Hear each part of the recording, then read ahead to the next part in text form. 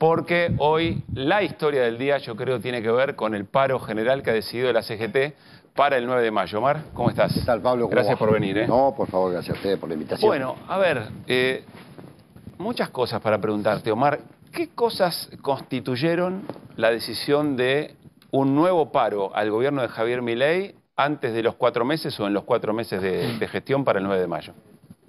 Claramente, si te lo tendría que sintetizar en 2 o 3 palabras, te diría las medidas nocivas de este gobierno que generan conflicto en forma permanente. De hecho, bueno, acá hay un especialista como Hernán en temas de economía y social, y hoy todas las variables se profundizaron de una manera atroz. Inflación, recesión, pérdida de poder adquisitivo, la situación escandalosa de los jubilados con esto que inventaron ahora de no reconocerle para atrás y arrancar, la no homologación de los convenios colectivos en los acuerdos obrero-patrón, patrón-obrero, de alguien que se dice anarcocapitalista, y si eres un anarcocapitalista, como lo demuestra, como lo es, estamos en oferta y demanda y hay un acuerdo obrero-patrón, patrón-obrero, que él ahí aplica lo de Groucho Marx. Tengo estos principios, pero aquí tengo estos otros. Entonces, la situación es muy grave. Aumento de todos los servicios, aumento de la salud privada, aumento de la escuela privada, el de financiamiento que se está haciendo con el Estado Nacional, el despido de cientos de compañeros y compañeras en todo lo que es el Estado. Fíjate que él tiene la teoría que cuando él habla de la casta habla del Estado, más que de la dirigencia política, porque él dice, el Estado es el mal y el mercado es el bien. Una definición que claramente avanza. Sí, él dice que el Estado es la organización criminal más importante que hay. Bueno, ahí le da una vuelta más al manifiesto libertario del año 73 de Murray Rothbard, aquel economista y escritor ¿Te estudiaste el manifiesto americano. Libertario? Y sí, porque cuando él empezó a hablar de von Mises, de Hayek, yo dije, será un grupo de rock. Empecé a estudiar, me vi obligado, digo, ¿será un grupo de rock esto? Bueno, de ahí saca Rothbard. ¿Qué define Rothbard? Que el Estado debe ser reemplazado por las empresas, las funciones del Estado deben ser reemplazadas por las empresas privadas. Pero avanza una vuelta más y dice, el Estado es una asociación constituida para robar. Y Milei le da una vuelta más. Dice, es una asociación ilícita criminal. Perdón, señor, usted es el jefe hoy de eso. Entonces, un hombre agravia, descalifica, insulta, bueno, ensobrado, Omar, vos sabés degenerado fiscal, rata. No sé, vos decime, hasta donde arrancamos el programa no había una respuesta formal del gobierno a la decisión del paro. Si la conocés, te pido que nos la comentes. ¿Del gobierno? Sé que habló Javier Lanari, que integra el equipo de comunicación del gobierno. ¿Tenemos el tuit, Agus? A ver, lo compartimos y lo leemos hasta acá. Me parece que lo único formal como respuesta del gobierno. La CGT está decidida a que Milei sea el presidente con mayor cantidad de paros generales. Sindicalistas con síndrome de abstinencia hibernaron 4 años en el periodo de mayor empobrecimiento de los trabajadores. Es un gran honor, dice el gobierno a través de una ironía, comunicadores. Una ironía menos agresiva que otras que tiene otro funcionario, eso está claro. Primero corregirlo, porque muchos colegas de ustedes también lo dicen todo el tiempo, que defienden el pensamiento de Milei. Fueron 2 años. Imagínate si el movimiento sindical argentino en los primeros 2 años que estábamos todos encerrados por la pandemia hubiera hecho un paro general. ¿A quién le paraba? La soledad. Entonces, son 2 años, después podemos discutir las cuestiones que no resolvimos, un gobierno nacional que no resolvió determinadas políticas públicas que nos llevó hasta un lugar. Bien, ahora lo que estamos viendo es un escándalo. Esto es un escándalo por esta situación que estamos planteando. De hecho, ayer se produjo una primera situación que nosotros la tomamos como un hecho positivo, el gobierno sentarse a dialogar con una representación de nuestra Confederación General del Trabajo. Y ayer los compañeros y las compañeras que fueron, Pablo, fueron muy claros. Le dijeron al gobierno que este diálogo que corresponde en una república, pero obviamente que nosotros hoy teníamos una reunión del Consejo Directivo en el cual en el planteo que ellos hacen, político, económico y social, nosotros estábamos interpelados a dar esta respuesta. ¿Qué pasó entre esa reunión y la decisión de hoy? Porque la lectura que se hacía desde todos los sectores era que ayer comenzaba una etapa dialoguista de la CGT con el gobierno. Y cuando se habla de etapa dialoguista de una central sindical, se habla de, bueno, consensuar algún toma y daca, digamos, ¿no? Pero ¿qué pasó entre ayer y hoy? Mira, cuando terminó la reunión se quedaron un grupo de compañeros con el secretario de Trabajo y Hugo Moyano, tratando el tema de la no homologación de la paritaria de camioneros. ¿Qué tiene que ver con el periodo? Porque ellos arrastran también, ellos son creo que de junio a junio o de julio a julio, y allá había una parte importante que tenían que resolver. Quedaron que en el día de hoy, esta mañana, sobre todo ese tema lo iban a tratar. Si vos recordás, el ministro del Interior, que es uno de los voceros que tiene el gobierno, quizás que más busca los acuerdos, es su función, el diálogo, le pareció que eran cuestiones técnicas a resolver. Durante toda la mañana y hasta la tarde eso no se resolvió. O sea, ayer te sentaste, dialogaste, tomaste un compromiso de que ibas a revisar esas cuestiones técnicas y después estamos como arrancamos, evidentemente no tiene intención. Pero entonces te van a decir, Omar, que el paro lo decidió Camioneros, que fue un paro por el caso Camioneros. No, no es solamente el caso Camioneros. Son varios convenios que fue un detonante. Son varios que no se homologaron, ustedes lo saben. A ver, para entender bien, ¿qué significa la homologación de un acuerdo paritario? Que lo que vos convenís con la otra parte, lo homologa ese acuerdo el Ministerio de Trabajo, que es el que lauda entre las partes, es el Estado, es tripartito esto. Y si no, si no te lo homologa, el empresario puede no cumplirlo, porque no está homologado por la parte que es el Estado. O sea, es la puesta en marcha del acuerdo paritario. Exactamente. Bien. Pero además, fíjate, ellos mismos a la salida, los que hablaron, nuestros compañeros, es positivo que en el marco de un país republicano nos sentemos y dialoguemos. Ellos mismos, cuando empezó la reunión, nos cuentan los compañeros hoy, creo que Santiago Caputo se disculpó de no haber tenido previamente un diálogo cuando se llevó adelante el DNU.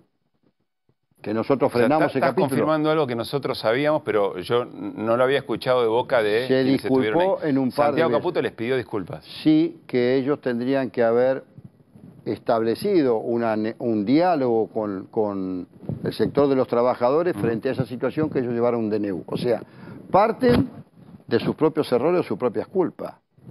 Pero los compañeros y las compañeras fueron muy claros. Hoy nosotros teníamos planificado esto porque no hay respuesta. Ahora, Santiago Caputo te puede decir, mira vos, les hablé con el corazón, les pedí disculpas, me contestaron con un paro general. Eso lo podría ser un cuadro de la magnitud de Pugliese. No creo que Santiago Caputo tenga semejante magnitud de un hombre que, digamos, hay que valorar lo que ha significado Pugliese en el radicalismo y en la política argentina.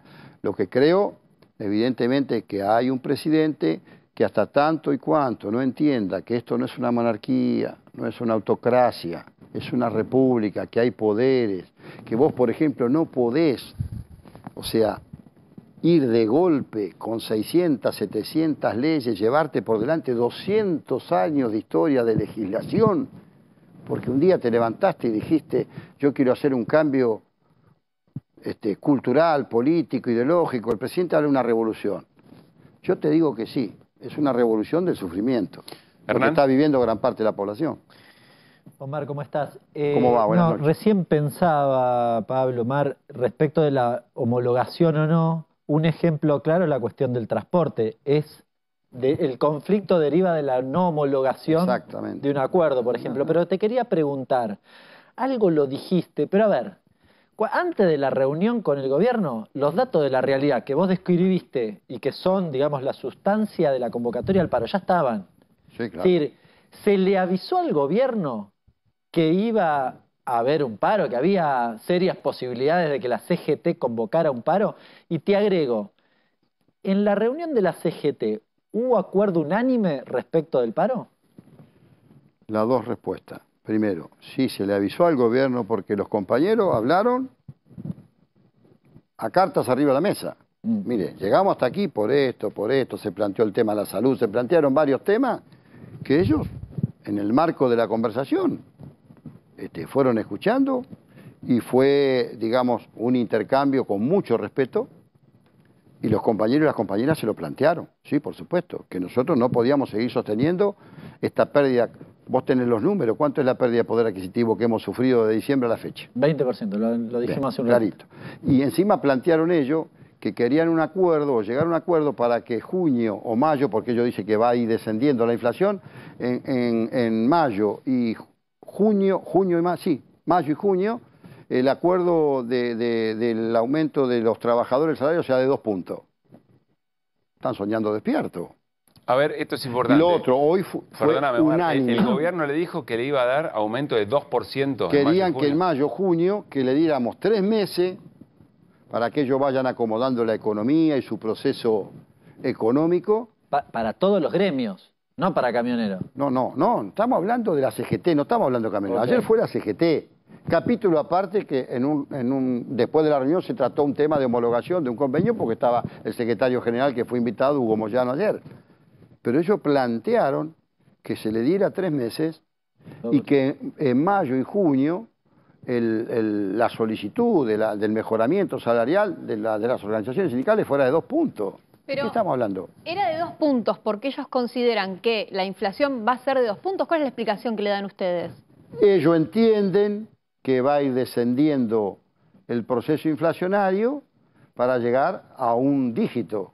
La verdad, creen que esto se resuelve por arte de vivir loque. 2% no tiene sentido. Está bien lo que te pregunta, porque 2% puede aspirar el gobierno. El propio gobierno reconoce que puede llegar a eso el año que viene, ni siquiera este año. Pero además le está pidiendo que pierdan poder adquisitivo. Claro, además tenés otra situación. El mismo gobierno, que se jacta de ser anarcocapitalista, ustedes lo saben, le pone techo al empleo público y al resto de las actividades privadas, que ellos quieren que no sea más del 12, del 14, del 10% estos meses. Y todo lo que se perdió, aparte, ¿cómo me pones techo? Si vos crees en el libre albedrío del mercado, ¿cómo se entiende esto? Si sos anarcocapitalista y después que te volvés, como despectivamente nos dicen nosotros, populista, que me lo explique algún economista. A mí me cuesta entenderlo. A todos nos cuesta entenderlo. Puedo decir, ¿cómo es que funciona? Que dejás todo librado a la relación Exacto. mano a mano con el mercado, pero justo los salarios lo pisás o lo regulás. Pisás los salarios, regulás los salarios. ¿Y por qué crees que el gobierno hace eso? Las empresas públicas, escúchame, ahora están presentando nuevo la ley Ómnibus, donde van por la privatización total. A la cabeza, ¿quién está? Aerolíneas. A la cabeza está Aerolíneas. No está el capítulo laboral, es cierto. Ahí están trabajando, creo que el bloque radical, como en el Senado también creo que un grupo de senadores y senadoras radicales. ¿Es cierto que le dijeron que no iban a aprobar o acompañar ninguna reforma laboral si no tienen el consenso de la CGT? No, ellos pidieron conformar un grupo técnico de trabajo para analizar la modernización laboral. Esa es la correcta definición. Obviamente nosotros dijimos, nosotros estamos dispuestos a sentarnos mientras haya diálogo, estamos dispuestos a sentarnos a conversar lo que tengamos que conversar. También no es menos cierto que los convenios colectivos no son todos de 1975. Hubo convenios que se fueron actualizando, que se fueron modernizando, hay convenios de los años 80, 90 y más. Entonces, nosotros fuimos adecuando porque, a ver, no somos tan necios de no interpretar el movimiento sindical argentino, los cambios científicos, los cambios tecnológicos, la profundización.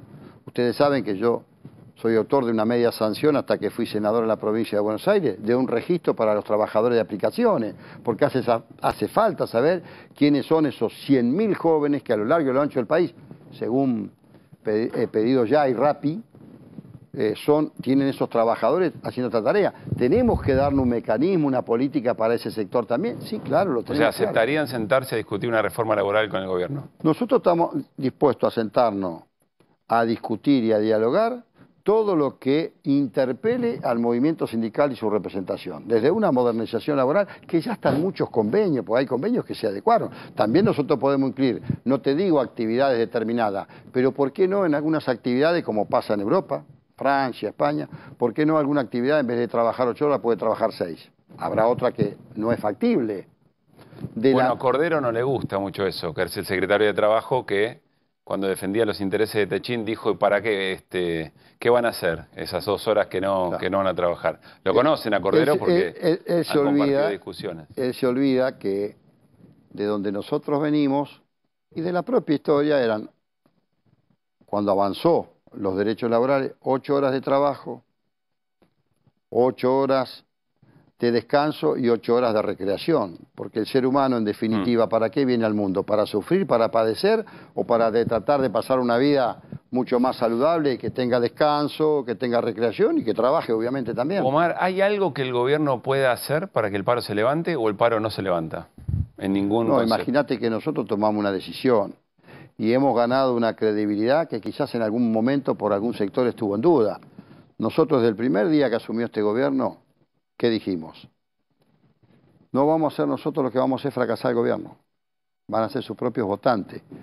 Cuando colegas de ustedes le ponen un micrófono a muchas de las personas que diariamente se suben a un colectivo, a un micro, al subte o al tren, que muchos de ellos seguramente, porque si Milei sacó el 56%, eso cruzó horizontalmente y verticalmente el conjunto de la sociedad. Sí, claro, y hace Yo no puedo negar meses que en mi actividad seguramente lo votaron. Si hago un análisis, ahora, muchos de ellos, y algunos miles que festejaban y saltaban con él cuando asumió no hay plata, no hay plata, preguntale ahora cuando viene el 300% del gas, de la luz, del agua, la salud privada. Ahora, Omar, ¿no hay un riesgo primero de ir en contra de esa gente que vos le consultás? Nosotros todos los días estamos en la calle preguntando a la gente cómo va viviendo la cosa, y la verdad que hay mucha gente que dice, estoy mal, estoy peor, pero estoy esperanzado, porque no había otra y era por acá, y este sacrificio hay que hacerlo. ¿No tienen miedo de desconectarse con ese sector de la sociedad y además de retroalimentar la lógica del gobierno que dice, ahí están, esos son los responsables, los que nos quieren hacer fracasar estas políticas que la gente votó? A ver, Pablo, tomémonos un minuto para hacer un análisis de lo que es hoy el mundo capitalista. El polaco Bauman describió esta etapa como la modernidad líquida. Todo es efímero, todo es volátil. Bien. Las nuevas generaciones no tienen enraizada esa concepción de las 8 horas de un trabajo, de estar bajo un jefe, bajo un supervisor. Es cierto, una parte de ello es cierto. Pero también no es menos cierto que nosotros, los que venimos del campo nacional y los gobiernos nuestros, contribuyeron a ese enojo, a ese malestar, a esa enjundia que tiene gran parte de la sociedad, que permitió, como digo siempre, que un hombre sin historia y sin pasado sea el presidente de la República, por el solo hecho de haber transitado por estudios como este durante 2 años. ¿Por qué? Porque nosotros cuando tuvimos que aplicar las políticas públicas, en definitiva, no terminamos definiendo claramente esas políticas públicas. Si vos querés en salud, en educación.